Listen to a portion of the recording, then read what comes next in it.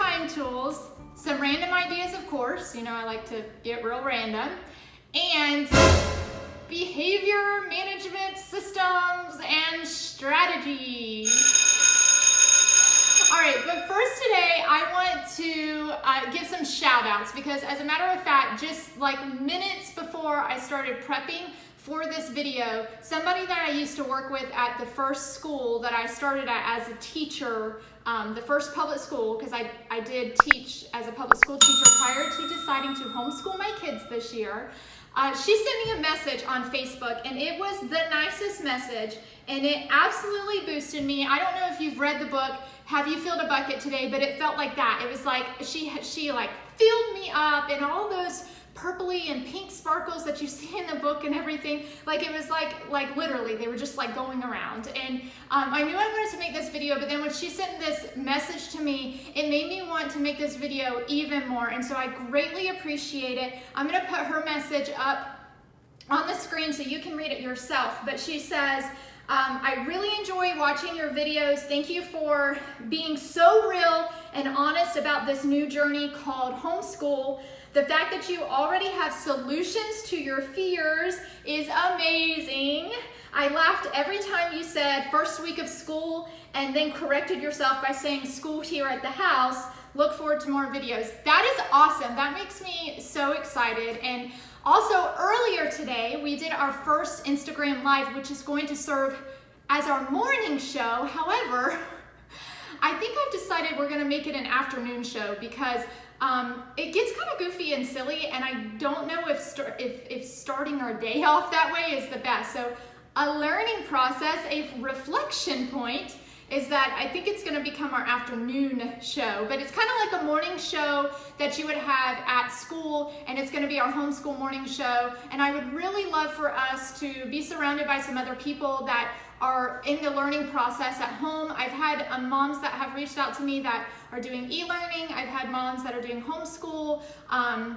Anybody, whichever way you're doing it, if you're just at home learning, I've been able to get in contact with people. So through our homeschool live, I met this morning at Live in Maddie. I think it's Live in Maddie. I'll put it up on the screen.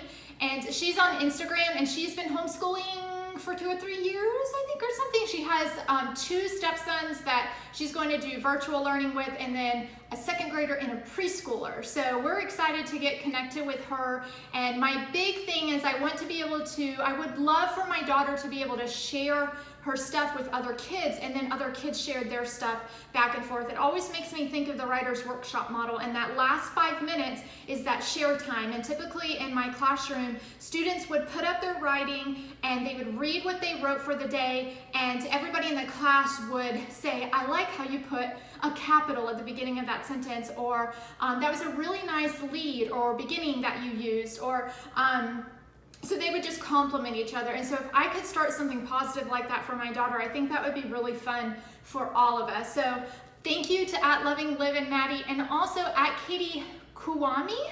I don't know if I'm pronouncing her like Insta handle right, but I will also put that down on the screen.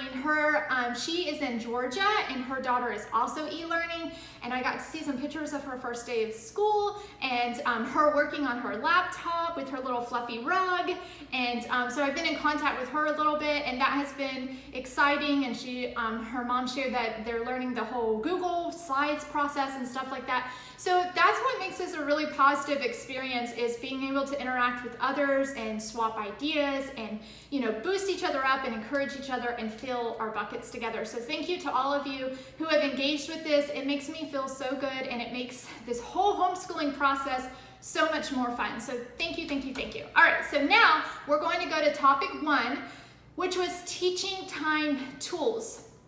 So this was actually something that I forgot to share in my previous 2 videos. If you haven't got a chance to see those, everything's going to kind of connect up here. So go backwards and watch those if you want to hear more about our prep for homeschool. Okay, so this I actually ordered from Amazon, and it was only $9.99. It was only $10. I thought that was a great deal for what you get. I'm like super frugal, so I always like to find the best things things, the most quality products at the best price, and I thought this was a steal. So, and I will also drop an Amazon link down below if you really like this toy and this is something that you'd like to use with your kids. You can look at it and purchase it from there. And then also, if you do not want to make a purchase, I'll talk about this in just a minute. See, you can do it for free. You don't have to make a purchase. So this is, they even call it like a Montessori clock. So I love it because it has the minute hand, it has the hour hand. It even has like incorporate shapes and they can take it out. So this is something that I actually recently purchased for my son's birthday, knowing that this would be a great tool for us to use at home, and we're going to use it with our schedule throughout the day. So we're actually going to incorporate the learning of time throughout our daily schedule. So I bought this, and then I found this at the local teacher store, and I thought, well, that's good, analog digital. My daughter can use it every time, like whenever it's reading time, whenever it's math time, she can indicate what time it is using this. They can, and then my son can do it, I guess, with them, and they can, anyways, I kind of got over, I went overboard with maybe the learning tools. And then, so this one costs like $9, this one costs like $10.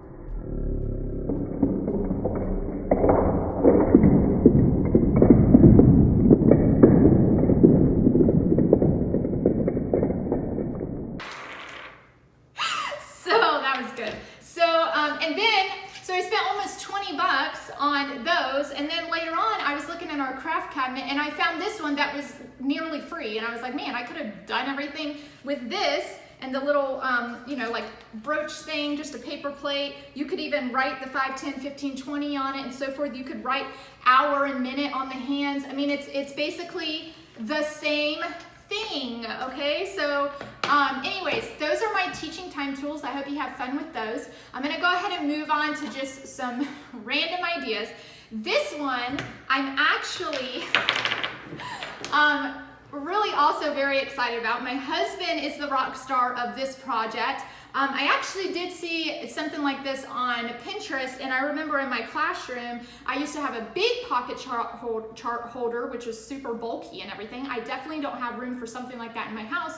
So I saw this little mini one, and I think it's so adorably cute. So I used a little book ring up at the top. So then as we need certain things, and these pocket charts, you can find, I found them for a good price at Michael's. You can get them for $1 at the Dollar Tree.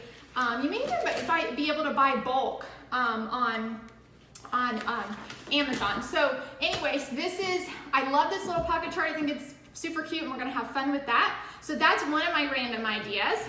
Another random idea is, this is very exciting. The bus is all sparkly and everything. And so if you look at your Kellogg's products, so this is Kellogg's cereal, Eggo waffles, Cheez-Its, and Pop-Tarts. If you buy any of those products right now until the end of September, all you have to do is snap a picture of your receipt. Paper receipts work really well.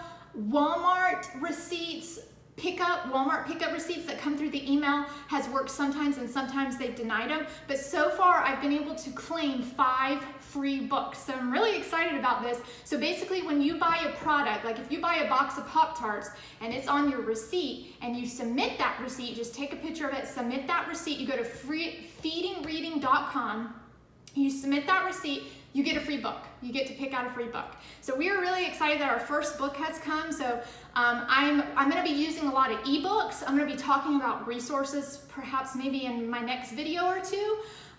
The free resources we're using, the ones that resources we're paying for, I'll talk more in detail about that in a later video. But we're going to use a lot of ebooks because ebooks are real easy to get and get your hands on, and they're right in your house. But I still want to use the actual paper book. I think there's something so wonderful about holding a book, reading a book, and so incorporating more of these into our homeschool, I'm really excited about. So I thank Kellogg so much for doing that reward system for us right now with everything going on. I think it was a great idea. Okay, so moving on, this is my son's busy basket. Okay, so what I did is, I know there are certain times in the schedule, and I'm concerned with, I need to work with my first grade daughter. What is my 3-year-old going to do? So here's the busy basket. We're going to give it a go. Remember, these are all my hopefuls.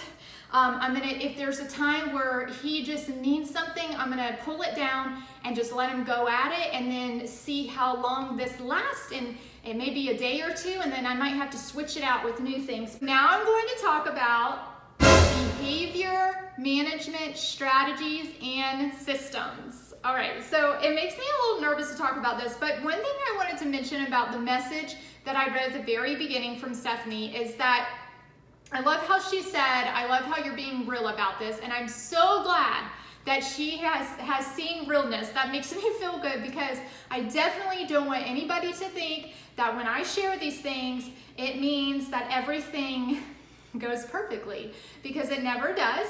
And so if you see my kids in the grocery store and they're melting down and you're like, oh, she made a video about behavior strategies and systems, okay?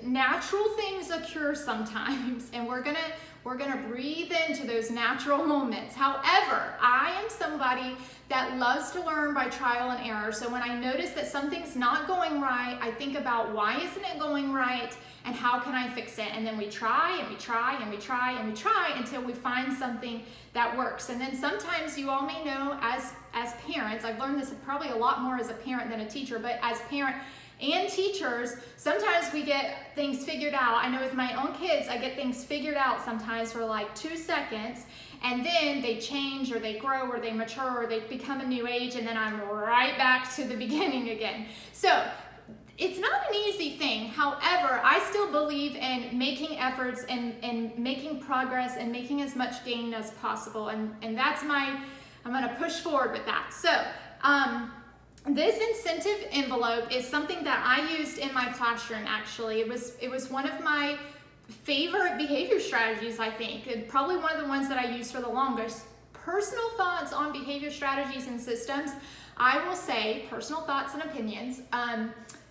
It's not a one-size-fits-all. You gotta keep it fresh. You gotta find what works for the teacher or the mom's personality. You have to find what works for the child or the student's personality. Again, it's a trial and error. You gotta find that right fit. There are some behavior strategies and systems. There's one behavior system in particular that a lot of teachers use in their classrooms. It's very popular. It personally just didn't mesh with me. Different things like this work better for me. Just a personal thing. So this is one I remember, and I was like, that's what I'm gonna do. That's our behavior system we're going to use. Now, I didn't use the clips in my classroom. That's something new that I've added, but basically we're gonna start homeschool. The very first day, we're gonna start with 5 clips on our incentive envelope. Now, if my kids make a bad choice, then they lose a clip. Okay, so at the end, and however many bad choices they may make, now guess what? If they make a good choice, they regain a clip, okay? So it's a back and forth of I get a clip, I lose a clip, based on their choices, okay? So I'm going to be using Alexa to like kind of be our bell system throughout our house. I talk more about that in my part 1 and part 2 videos. So at the end of the day on Friday, the A girl, which she might listen to me, so I don't want to say her name, she will say it's time to open the incentive envelope. And if we have all 5 clips on the incentive envelope, then we get to open it and reveal. It can be something that they're gonna get, it could be something that we're going to do. Okay, so, and actually I already have them in here, and all of them are FOOD related. I really didn't intend for that, but then I'm like, well, maybe it's not as bad because it's only like once a week maybe or something, I don't know. But anyway, so it won't always be FOOD, it could be something different each week. And that's the surprise, the fun element is what makes it really neat. So anyways, but if she makes the announcement on Friday afternoon and they don't have all 5 of their clips, then they don't get to open the incentive envelope. So then they have to wait until next week and work really hard and make sure that they get to see what's inside and they get to earn it. Now, also, I thought about, I'm gonna do bonuses this year. So the blue is my son's bonus and the pink is my daughter's bonus. So if they do something very spectacular, then they get their pink bonus or their blue bonus, okay? So they have to have, in order for the incentive envelope to open, they have to have 1, 2, 3, 4, 5. They have to have all 5 on here. Now, if these are on here, these would be the first ones they would lose. But if these are on here, then get bonuses too. They get their pink bonus and their blue bonus. If these are not on here, but they still have their 5 ones and they just get their regular, and I have color coded them inside here, okay? Hopefully that makes sense. That's what I'm gonna start with. I think the surprise element makes it a lot of fun. I have used many different behavior systems and strategies. I would love to share those with you. If you're interested, you can comment below or reach out to me and I can give you many different ideas. Some I've kind of developed on my own, and others I have nicely borrowed from other teachers. So, and we tend to do a lot of that idea swapping. So that is what we're going to do. Now, so that's kind of our behavior system. Now, some behavior strategies. This is one behavior strategy. One thing that I was thinking about, my big fear has like, are we gonna take this serious? I want us to be serious. We're gonna have fun, but I want their learning to progress. I want us to be serious about this process. So this is something I thought about recently. I have recently learned how to design graphics and things like that, and it's something I really enjoy doing. So I'll put a link down in the description, and you can get it from my blog for free if you would like to print this out. It's a PDF. Also, anything that you see, if you're like, hey, I would like that, but if you could just tweak this one little thing, it would work better for my home or whatever school setting you are using. So I am happy to make those tweaks. If you've listened to my video all the way until now, you deserve a personalized whatever you need from me, a personalized edit, definitely. It makes me happy to do that. So thank you for watching, and just let me know, comment below. You can always find me on Instagram, Teacher Mom Talks, and I private message there a lot. That's probably the best way to reach me. So anyways, this is called slant. So with my children, like when I'm sharing a story, or if there's something particular that I really want them to pay attention to, I'm gonna remind them that I want them to sit up, that I want them to listen, that I want them to ask and answer questions, and I want them to nod their head to show that they're listening, and I want them to track the speaker, which I know that's more of a classroom thing, but still, it's good to make eye contact. So this is really a strategy that I like, and I think I'm gonna use, and I feel like there was more I was gonna say about that, and the other thing is the best way to introduce strategies like this, I feel, is that you practice them, right? So you may tell your kids or your students or wherever, you may say, all right, y'all talk to your partner, slouch. Okay, all right, now slant, and then they have to get into their slant position. Okay, all right, now let's, okay, slant, and then you make a game out of it and stuff. So you do a lot of practice and redirecting and all of that stuff. So hopefully we have good success with this. All right, so now, actually, I'm gonna have to take this off the clip here, and then I'll clip it back up. Okay.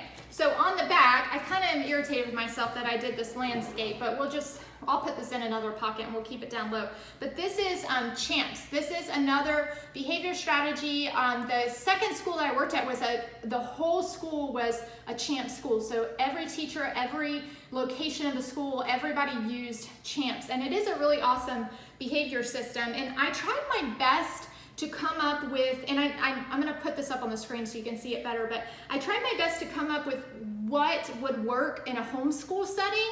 I'm still learning this, so I don't know if I picked the best ones. But so basically these are already done for us, so we're gonna circle like, I don't even know if we're gonna need talking levels in homeschool, but I wanna be extra prepared. So I'm trying to be extra prepared. So I will model this. I will model what silent looks like. A normal voice, presentation voice, outside voice, imaginative voice. I will model this for my kids.